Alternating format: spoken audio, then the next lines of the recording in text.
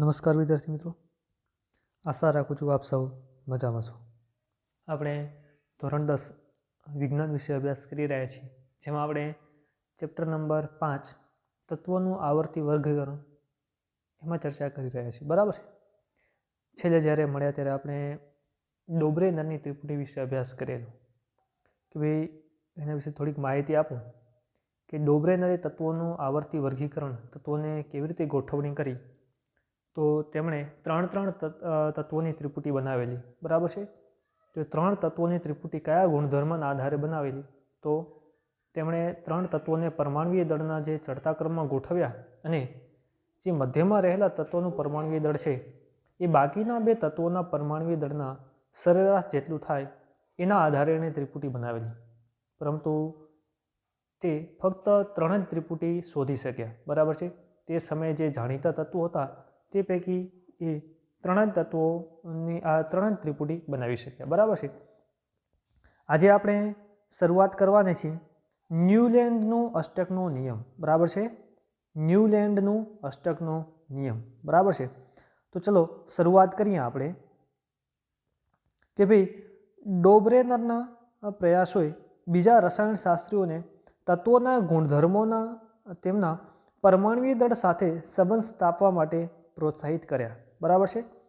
જે ડોબ્રેનરે જે પ્રયાસો કર્યા તેનાથી જે બીજા રસાયણશાસ્ત્રીઓ છે તેમને કયું પ્રોત્સાહન મળ્યું, તો તેમણે પણ પરમાણ્વીય દળના આધારે તત્વોના ગુણધર્મોની ગોઠવણી કરવાના પ્રયત્નો કર્યા. 1866માં બરાબર છે 1866માં અંગ્રેજ વૈજ્ઞાનિક જોહન ન્યુલેન્ડે બરાબર છે 1866માં અંગ્રેજ વૈજ્ઞાનિક જોહન ન્યુલેન્ડે જાણીતા તત્વોને પરમાણ્વીય દળના ચડતા ક્રમમાં ગોઠવ્યા. બરાબર છે. જોહન ન્યુલેન્ડે શું કર્યું કે જે તે સમયના જે જાણીતા તત્વો હતા તેમના પરમાણ્વીય દળના ચડતા ક્રમમાં ગોઠવ્યા. બરાબર છે. તેમણે સૌપ્રથમ એટલે કે સૌથી ઓછા પરમાણ્વીય દળ ધરાવતા તત્વ હાઇડ્રોજનથી શરૂઆત કરી. બરાબર છે. એવું પ્રશ્ન પૂછાય કે સૌથી ઓછો પરમાણ્વીય દળ કયા તત્વનું છે, તો જવાબ આવશે હાઇડ્રોજન તત્વનું સૌથી ઓછું પરમાણ્વીય દળ છે. બરાબર છે. કયા તત્વનું સૌથી પરમાણ્વીય દળ ઓછું છે, તો હાઇડ્રોજન તત્વનું સૌથી પરમાણ્વીય દળ ઓછું છે. જ્યારે ન્યુલેન્ડે જે અષ્ટકનો નિયમ બનાવ્યો એમાં સૌપ્રથમ કયા તત્વથી શરૂઆત કરી, તો એનો જવાબ પણ આવશે હાઇડ્રોજન. બરાબર છે. તો ન્યુલેન્ડે સૌથી ઓછા પરમાણ્વીય દળ ધરાવતા તત્વ હાઇડ્રોજનથી શરૂઆત કરી તથા 56મા તત્વ થોરિયમ પર તેને પૂર્ણ કર્યું. બરાબર છે. તેમણે હાઇડ્રોજનથી શરૂઆત કરી અને 56મા તત્વ થોરિયમ પર તેના કાર્યને પૂર્ણ કર્યું. તેમણે જોયું કે પ્રત્યેક 8મા તત્વના ગુણધર્મ પ્રથમ તત્વના ગુણધર્મને મળતા આવે છે. બરાબર છે. જેણે 1થી કરીને 56 તત્વોની ગોઠવણી કરી તો એમાં એને જાણવા મળ્યું કે ભાઈ જે પ્રથમ તત્વ છે એ એના બાદના 8મા તત્વ સાથે જે છે એના ગુણધર્મો સમાન છે. બરાબર છે. એણે શું જોયું કે ભાઈ પ્રત્યેક 8મા તત્વના ગુણધર્મ પ્રથમ તત્વના ગુણધર્મને મળતા આવે છે. એટલે કે જે પ્રથમ તત્વના ગુણધર્મ છે એના બાદના પ્રત્યેક 8મા તત્વના ગુણધર્મને મળતા આવે છે. તે જાણી તેની તુલના સંગીતના સૂરો સાથે કરી અને તેથી જ તેમણે તેને અષ્ટકનો સિદ્ધાંત કહે છે. બરાબર છે. આની તુલના એણે શેની સાથે કરી, બરાબર છે, તો આ જે અષ્ટકનો સિદ્ધાંત આપ્યો, બરાબર છે, એની તુલના સંગીતના સૂરો સાથે કરી અને તેમણે તેને અષ્ટકનો સિદ્ધાંત કહ્યું. બરાબર છે. તે ન્યુલેન્ડના અષ્ટકનો નિયમ તરીકે જાણીતો છે. બરાબર છે. આ નિયમ કોના નિયમ તરીકે જાણીતું છે, તો ન્યુલેન્ડના અષ્ટકના નિયમ તરીકે જાણીતું છે. બરાબર છે. ચલો આગળ વધીએ.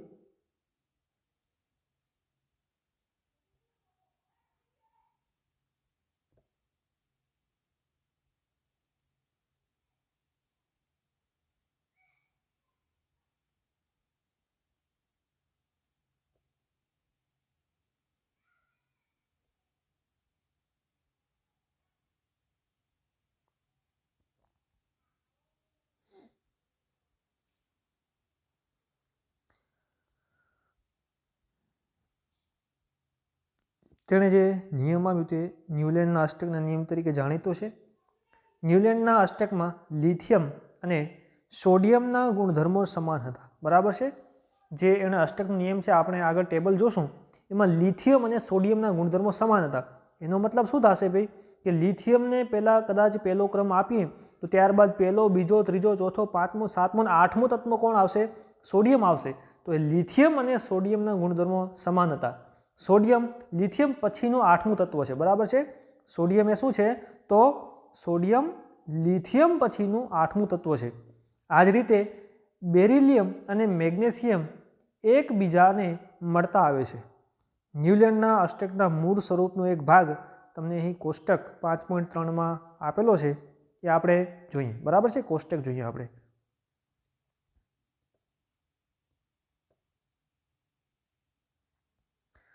તમે જે આ ન્યુલેન્ડનું કોષ્ટક જોઈ રહ્યા છો, બરાબર છે. ન્યુલેન્ડનું અષ્ટકનો નિયમ, બરાબર છે, જેની સંગીતના સૂરો સાથે સરખામણી કરેલી સારે ગમ પધ ની, બરાબર છે. સારે ગમ પધ ની સ, બરાબર છે. ચલો હવે આ કોષ્ટકમાં શું કહેવા માંગે છે કે અહીં કદાચ પહેલું તત્વનું નામ હું હાઇડ્રોજન આપું, કદાચ એણે પહેલા તત્વનું ગુણધર્મ જે પહેલું તત્વ છે હાઇડ્રોજન ગોઠવ્યું, તો ત્યારબાદનું આઠમું ગુણધર્મ જે આઠમું તત્વ છે, બરાબર છે. અમુક જુઓ હાઇડ્રોજનના કેટલાક ગુણધર્મો હશે, તો હાઇડ્રોજનને કદાચ પ્રથમ ક્રમ આપ્યો તો ત્યારબાદનું આઠમું ક્રમ ધરાવતો તત્વ કયો છે? તો જુઓ હાઇડ્રોજન પહેલો છે lithium, beryllium, boron, carbon, nitrogen, oxygen, અને ત્યારબાદ આવે છે ફ્લોરિન, બરાબર છે. ધ્યાન રાખજો. ત્યારબાદનું આઠમું તત્વ એટલે પહેલો, બીજો, હાઇડ્રોજન પહેલો, લિથિયમ બીજો, બેરેલિયમ ત્રીજો, બોરોન ચોથો, કાર્બન પાંચમો, નાઇટ્રોજન છઠ્ઠો, ઓક્સિજન સાતમો, બરાબર છે. અને ફ્લોરિન એટલે કે જે આઠમો ક્રમ છે, હાઇડ્રોજન પછીનો એનો આઠમો ક્રમ આવે છે. તો હાઇડ્રોજન અને ફ્લોરિનના જે ગુણધર્મો છે કેવા હશે? સમાનતા જોવા મળે છે. તો ન્યુલેન્ડનો અષ્ટકનો નિયમ કંઈક આ પ્રકારે કહેશે કે ભાઈ ક્રમમાં જે તત્વો છે એને પરમાણુય દળના ચડતા ક્રમમાં ગોઠવવામાં આવ્યા ત્યારે કોઈ પણ તત્વ છે તો એ તત્વને પ્રથમ ક્રમાંક આપવામાં આવે અને ત્યારબાદનું જે આઠમું તત્વ હશે એના ગુણધર્મો કેવા હશે? સમાન હશે, બરાબર છે. એવી જ રીતે કદાચ આપણે અહીંથી જે બોરોન છે, બરાબર છે, બોરોન તત્વને લઈએ. કોને લઈએ? બોરોન તત્વને લઈએ. તો બોરોનને કદાચ પહેલું ક્રમ આપો તો એના ત્યારબાદનું આઠમું તત્વ કયો છે? બોરોન પછી આઠમું તત્વ કયો આવે? તો બોરોનને કદાચ પહેલું કહીએ તો કાર્બન બીજો, નાઇટ્રોજન ત્રીજો, ઓક્સિજન ચોથો, ફ્લોરિન પાંચમો, સોડિયમ છઠ્ઠો, મેગ્નેશિયમ સાતમો અને એલ્યુમિનિયમ છે એનો આઠમો નંબર આવે છે. તો ભાઈ બોરોન અને એલ્યુમિનિયમના ગુણધર્મોમાં કેવી શું જોવા મળે છે? સમાનતા જોવા મળે છે, બરાબર છે. તેવી જ રીતે કદાચ આપણે આગળ વધીએ, હું કદાચ અહીં ઓક્સિજનને લઉં, બરાબર છે. અહીં કદાચ એણે ઓક્સિજનના ગુણધર્મો વિશે અભ્યાસ કર્યો હોય કદાચ કે ભાઈ ઓક્સિજન તત્વ છે તો ત્યારબાદનું આઠમું તત્વ, બરાબર છે, એટલે આ ઓક્સિજન 1, ફ્લોરિન 2, સોડિયમ 3, બરાબર છે, મેગ્નેશિયમ 4, એલ્યુમિનિયમ 5, સિલિકોન 6, ફોસ્ફરસ 7 અને સલ્ફર 8.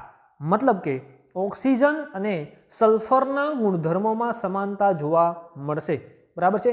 ન્યુલેન્ડનો અષ્ટકનો નિયમ શું કહે છે ભાઈ કે ભાઈ જે કોઈ પણ તત્વ છે તો એના પછીનું આઠમું જે તત્વ છે એ તત્વ એની સાથે સમાન ગુણધર્મો ધરાવતો હશે, બરાબર છે. અહીંયા આપણે વધુ ઉદાહરણ જોવા હોય તો ચલો હજી આપણે ટ્રાય કરીએ, બરાબર છે.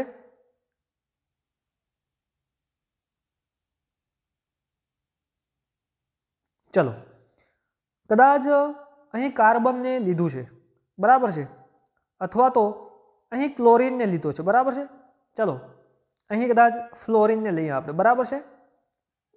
ચલો આ ફ્લોરિન તત્વ ઉપાડે છે. તો અષ્ટક ન્યુલેન્ડનો અષ્ટકનો નિયમ શું કહે છે કે ભાઈ કદાચ તત્વોને પરમાણુય દળના ચડતા ક્રમમાં ગોઠવ્યા છે તો ફ્લોરિન બાદ આઠમા ક્રમે આવતો તત્વ એ ફ્લોરિન સાથે સમાન ગુણધર્મો ધરાવશે, બરાબર છે. ફરીથી સાંભળજો કે ભાઈ અહીં કદાચ ફ્લોરિન તત્વ અહીં ઉપાડીએ આપણે તો ફ્લોરિન તત્વ પછી આઠમા ક્રમે આવતો તત્વ, ફ્લોરિન બાદ આઠમા ક્રમે આવતો તત્વ એ ફ્લોરિન સાથે ગુણધર્મોની બાબતે સમાનતા દર્શાવશે. કેવી રીતે ભાઈ? તો તો એના પછી 8મું તત્વ કયું આવે? તો ભાઈ આ ફ્લોરિનનો તત્વ નંબર 1 દઈએ, બરાબર છે, સોડિયમને 2, મેગ્નેશિયમને 3, એલ્યુમિનિયમને 4, સિલિકોનને 5, ફોસ્ફરસને 6, સલ્ફરને 7, તો ક્લોરિન કયો આવશે? 8મું આવશે. તો ન્યુલેન્ડનો અષ્ટકનો નિયમ એવો કંઈક કહેવા માંગે છે કે ભાઈ આ જે ફ્લોરિન છે અને ક્લોરિન છે એના ગુણધર્મોમાં સમાનતા જોવા મળશે, બરાબર છે. ટૂંકમાં કહેવા જઈએ તો ન્યુલેન્ડનો અષ્ટકનો નિયમ કંઈક આ પ્રકારે કહે છે કે ભાઈ તત્વોને તેમના પરમાણ્વીય દળના ચડતા ક્રમમાં ગોઠવવામાં આવે ત્યારે કોઈ પણ તત્વ છે એના ગુણધર્મો એ તત્વ પછીના 8મા ક્રમના તત્વના ગુણધર્મ સાથે સમાનતા ધરાવે છે. ફરીથી કહું છું, ન્યુલેન્ડનો અષ્ટકનો નિયમ શું કહે છે ભાઈ કે જ્યારે તત્વોને તેમના પરમાણ્વીય દળના ચડતા ક્રમમાં ગોઠવવામાં આવે ત્યારે કોઈ પણ તત્વ છે એ ત્યારબાદના 8મા તત્વ સાથે ગુણધર્મોની બાબતોમાં સમાનતા જોવા મળે છે, બરાબર છે. આ જે બાકીના તત્વો છે, જુઓ અહીં જે પહેલું, એક મિનિટ, અહીં જે ભાઈ આ જે પહેલી કોલમ આપેલી છે, શાવાળી કોલમ, બરાબર છે, એમાં કયા કયા તત્વો છે? હાઇડ્રોજન, ફ્લોરિન, ક્લોરિન, કોબાલ્ટ તથા નિકલ અને બ્રોમિન, બરાબર છે. તો એ જે તત્વો છે, બરાબર છે, એ બધા તત્વો છે, એ 5 તત્વો છે, હા 5 તત્વો છે, એના ગુણધર્મોમાં શું મળશે? એનું કહેવું એવું છે કે 8મા બધા તત્વો 8મા ક્રમે આવે છે, 8ના ગુણકમાં આવે છે, બરાબર છે. એટલા માટે એ બધા તત્વોના ગુણધર્મો કેવા હશે? તો સમાન હશે. ન્યુલેન્ડનું અષ્ટક કંઈક આ પ્રમાણે કહેવા માંગે છે, બરાબર છે. ચલો ન્યુલેન્ડના કોષ્ટક છે એના વિશે થોડુંક આગળ આપણે ચર્ચા કરીએ તો વધારે ખ્યાલ આવશે, બરાબર છે.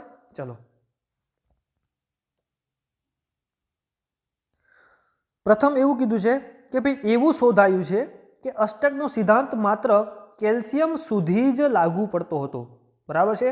આ અષ્ટકનો નિયમ એણે બનાવ્યું તો ખરું, પણ આ અષ્ટકનો નિયમ ક્યાં સુધી મર્યાદિત હતું, ક્યાં સુધી લાગુ પડતું હતું? તો એ કેલ્શિયમ સુધી લાગુ પડતો હતો, કારણ કે કેલ્શિયમ પછી પ્રત્યેક 8મા તત્વના ગુણધર્મ પહેલા તત્વને મળતા આવતા નથી, બરાબર છે. શું કીધો છે?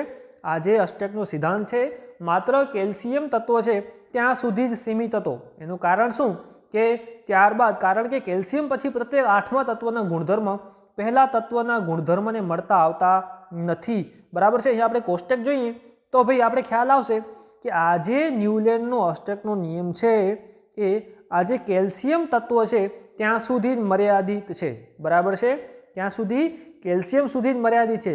ત્યારબાદના જે તત્વો છે, ક્રોમિયમ છે, બરાબર છે, આયર્ન છે, બરાબર છે, ઝીંક છે, કોપર છે, એ બધા તત્વો માટે આ અષ્ટકનો નિયમ છે એ ઉપયોગમાં આવતું નથી, બરાબર છે. કારણ એનું શું? બરાબર છે. તો કારણ કે જે આ જે તત્વો છે, ક્રોમિયમ છે, ટિટેનિયમ છે, આયર્ન છે, એના પછીના જે 8મા નંબરે જે તત્વો આવે છે એ પહેલા ક્રમના તત્વો સાથે સમાન ગુણધર્મ દર્શાવતા નથી, બરાબર છે. એટલા માટે આ જે અષ્ટકનો નિયમ છે એ ક્યાં સુધી મર્યાદિત છે? તો ભાઈ કેલ્શિયમ સુધી લાગુ પડતો હતો, કારણ કે કેલ્શિયમ પછી પ્રત્યેક 8મા તત્વના ગુણધર્મ પહેલા તત્વને મળતા આવતા નથી, બરાબર છે. હવે ન્યુલેન્ડે એવી કલ્પના કરી કે કુદરતમાં માત્ર 56 તત્વો જ હાજર છે અને ભવિષ્યમાં કોઈ તત્વ શોધાશે પણ નહીં એવી એણે આગાહી કરી, બરાબર છે. ન્યુલેન્ડે શું કીધું કે ભાઈ કલ્પના કરી કે કુદરતમાં માત્ર 56 તત્વો જ હાજર છે અને ભવિષ્યમાં કોઈ અન્ય તત્વો શોધાશે નહીં, પરંતુ આપણે જાણીએ છીએ ત્યારબાદ અનેક નવો તત્વો શોધાયા જેના ગુણધર્મો અષ્ટકના સિદ્ધાંતમાં બંધ બેસતા નથી, બરાબર છે. એના ગુણધર્મો અષ્ટકના સિદ્ધાંતમાં બંધ બેસતા નથી.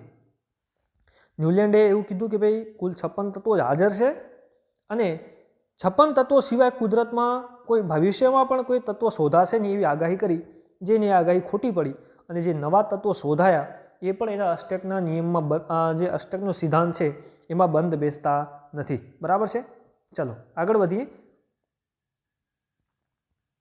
ત્રીજો મુદ્દો કંઈક આ પ્રકાર છે કે ભાઈ પોતાના કોષ્ટકમાં તત્વોને બંધ બેસાડવા માટે ન્યુલેન્ડે 2 તત્વોને એક જૂથમાં રાખી દીધા, બરાબર છે.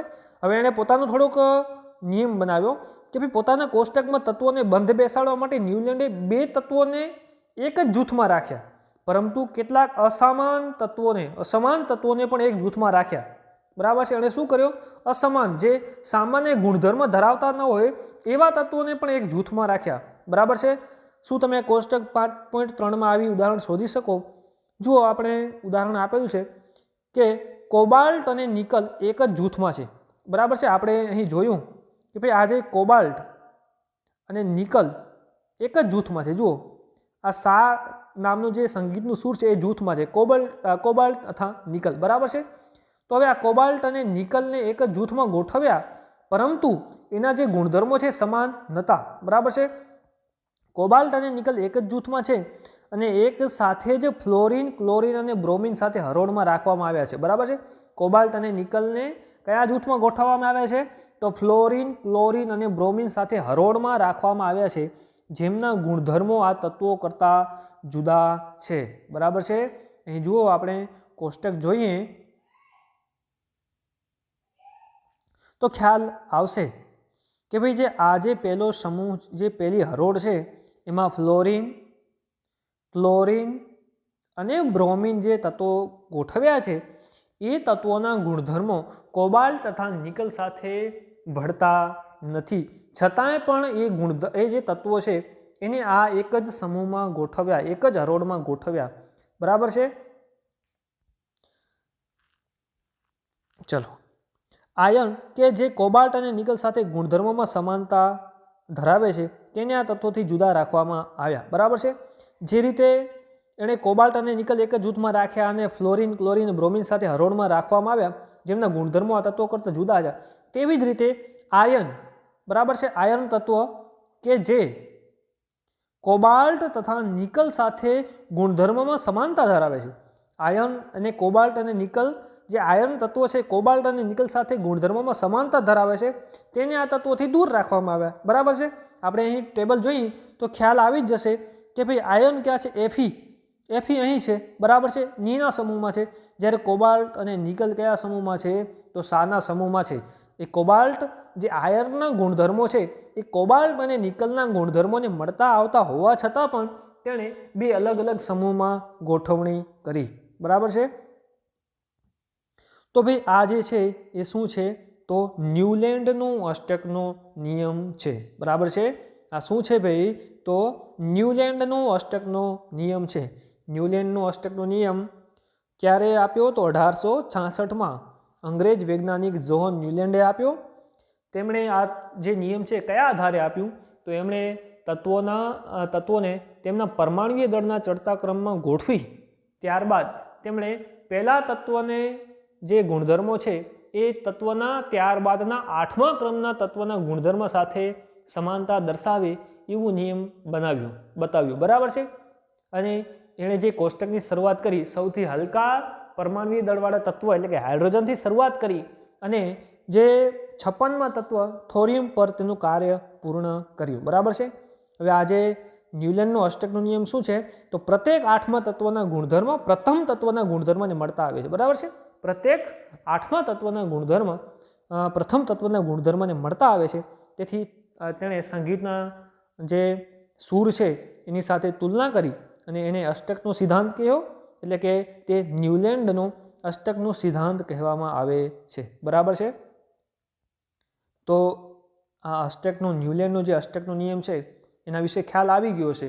હવે થોડુંક એની મર્યાદાઓ પણ છે કે જે ન્યૂલેન્ડનો અષ્ટકનો નિયમ છે એ ફક્ત કેલ્શિયમ જે તત્વ છે, બરાબર છે, કેલ્શિયમ સુધી લાગુ પડતો હતો, કારણ કે કેલ્શિયમ બાદ પ્રત્યેક 8મા તત્વના ગુણધર્મો છે એ સમાન જોવા મળ્યા નહીં, બરાબર છે. અને ન્યૂલેન્ડે એવી કલ્પના પણ કરી કે કુદરતમાં માત્ર 56 તત્વો જ હાજર છે અને ભવિષ્યમાં કોઈ અન્ય તત્વ શોધાશે નહીં એવી આગાહી કરી, જે ખોટી થઈ. અને ત્યારબાદ જે નવા તત્વો શોધાયા એ અષ્ટકના નિયમમાં જે સિદ્ધાંત છે એમાં ક્યાંય બંધ બેસતા નથી, બરાબર છે. અને પોતાના કોષ્ટકમાં બંધ બેસાડવા માટે પોતે જે અમુક તત્વો છે એના ગુણધર્મો સમાન ન હોવા છતાં પણ એ સમૂહમાં મૂક્યા, અને અમુક જે તત્વોના ગુણધર્મો સમાન હતા એ 2 તત્વોને જે છે એને અલગ અલગ સમૂહમાં ગોઠવણી કરી, બરાબર છે. તો આ જે છે એ ન્યૂલેન્ડનો અષ્ટકનો સિદ્ધાંત છે, બરાબર છે. તો આજે એટલું રાખીએ છીએ.